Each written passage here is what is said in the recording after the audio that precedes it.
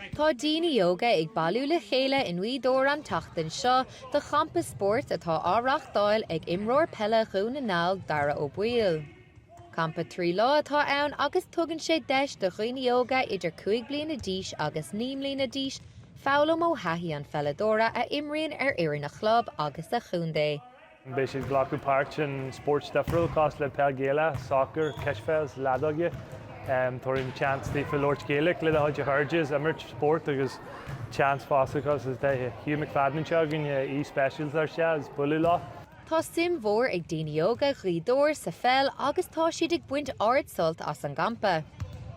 Tá an Campa go maiid mar tá Dáire Ó Baoill.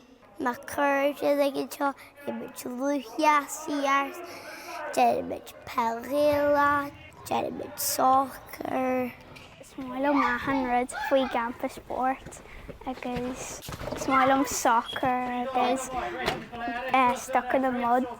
Is smáilm me peile mar hiigem gá muoite muoise an éir agus tuiglim sa grúil mo chuide. Is smáilm a ggurchar cluiche dara bíon treínta mraig ach an cluiche.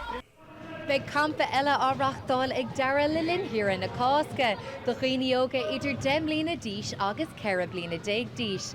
Nuair a bheidh an deis acu a scileanna a dheasú agus scileanna nua a eollam ó le gá túil. Áine Humphreys, Nuacht Cúla4, dúnegal.